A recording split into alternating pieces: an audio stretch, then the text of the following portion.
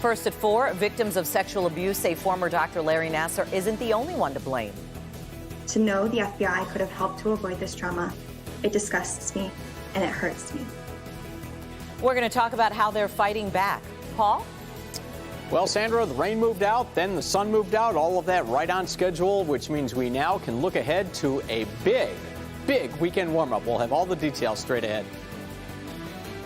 There's a really cool backstory about these volunteers and the community they're working in today to plant trees. That's been affordable housing for GM employees at the very start. It's the stuff you don't really know about the history of a place, unless you're out there actually doing stuff.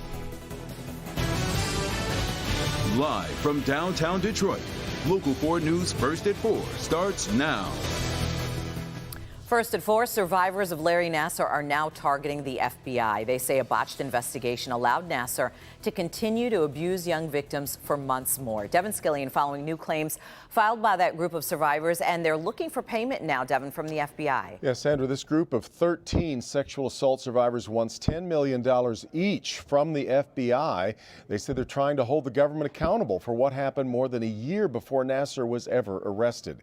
It all stems from a Department of Justice Inspector General report that found the FBI failed to address complaints made against Nassar in July of 2015. That's when 3 gymnasts first told agents that they'd been abused by him. Well, the FBI did not open a formal investigation, nor did they tell federal or state authorities about it.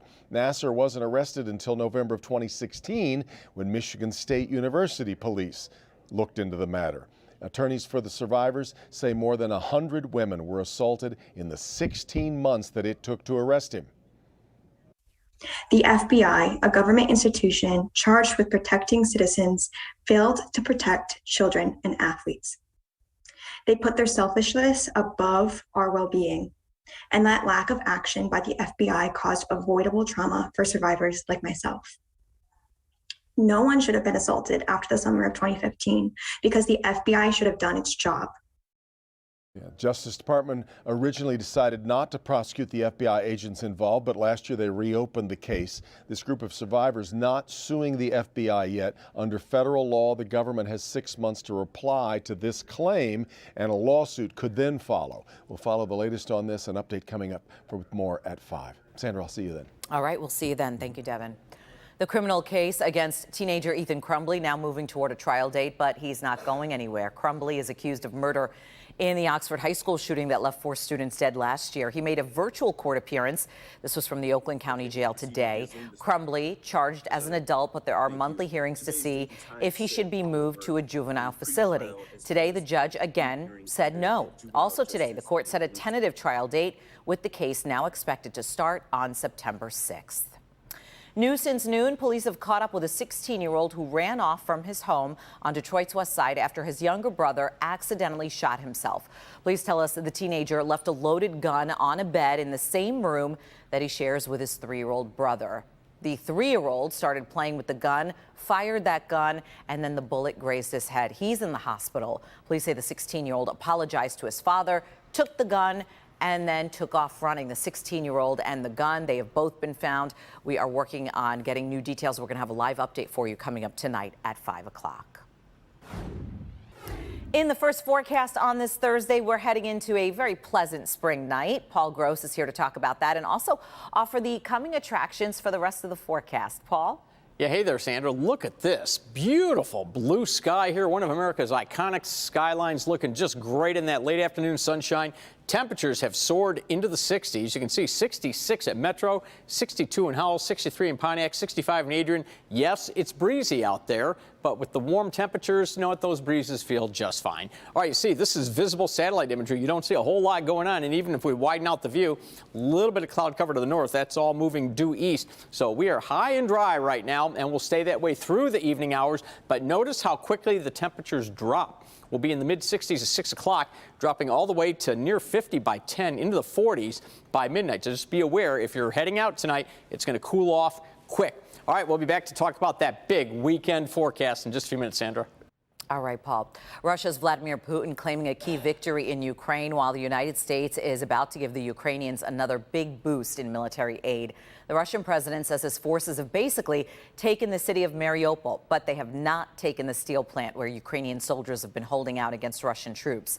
Putin says they have the 4 square miles around the plant now surrounded, and there's no need to fight them further. Meantime, President Joe Biden announced another $800 million in military aid for Ukraine. That includes heavy artillery, drones, and 144,000 rounds of ammunition. Every American taxpayer, every member of our armed forces can be proud of the fact that our country's generosity and the skill and service of our military helped arm and repel Russia's aggression in Ukraine, to beat back Putin's savagery that tried to seize Ukraine's capital and wipe out Ukraine's government. The president also announced a new program for Ukrainian refugees who want to come to the U.S. It will allow Americans to sponsor refugees, provided that they can financially support them. On the other hand, the U.S. will no longer immediately grant Ukrainians asylum if they show up at the Mexican border. Thousands have already come to America using that route, and it will close on Monday, except in extreme circumstances. The newest jobs report paints a picture of a very tight labor market right now. There were 184,000 initial jobless claims this week. That's about 2,000 less than last week. The Labor Department says continuing claims are at their lowest level since February 1970. Right now, job openings outnumber the available labor pool by 5 million. And in spite of improvements, the labor market still hasn't reached pre-pandemic levels. Earth Day celebrations got off to a soggy start this morning in Pontiac, but lots of volunteers were planning a brighter future for that city's residents. We told you this project was in the works, and now we're seeing it all come to fruition. Plus, Paula Tutman found an interesting history lesson from that group of volunteers. Paula? Hey, Sandra. Okay, hi, everybody. I just want you to get a load of this afternoon. It is fabulous. That was not the case early this morning, but there were no complaints as the people who really generally drive us into the future with our vehicles from behind a desk stepped out, got a little bit of elbow grease, got a little dirty, and got busy. There we go. We got it.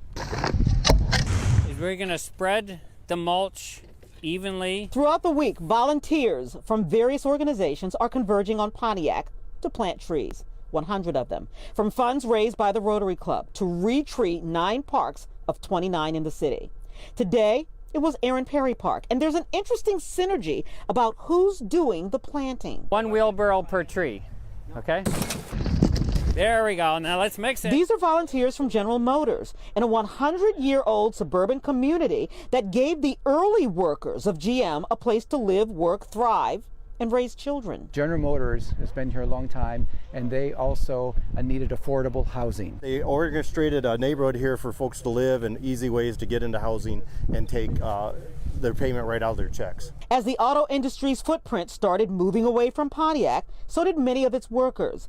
But as you can see, houses are being fixed up and refurbished. There's a lot of excitement literally surrounding this park as families return. When our neighbors see this, and my neighbors, right, it says that people actually care. And so some of the people who design our vehicles and put processes in place for quality control left their desks today to do a whole different kind of quality control. We all done some gardening before, but first time we actually planting trees, learning the actual mechanics of it. So we learned how to kind of fill in the holes properly so that we could get the roots of the trees in, and then fill in the dirt and the topsoil and then the mulching and making sure that the trees are straight. So this is the epitome of leaving your mark upon the earth. So this is a legacy sugar maple that was just planted today, and it is in the shadows of this silver maple. I'm told this tree is easily 50 years old. So think about this for the volunteers who are here today. What they did was they planted trees that could very likely be here long after they're gone. I'm hoping that they'll still have their flowers. I saw some of them flowering, and I was really excited about that, and to know that each year they're going to spring, and during spring they're going to have flowers, and they're just going to look beautiful. Oh, but I imagine that they will. So take a look at the name of this tree, the Autumn Blaze Maple. This is just one of the kinds of trees that was planted here today. Remember, this is a 100-tree project between this park, Aaron Perry, and Columbus Park.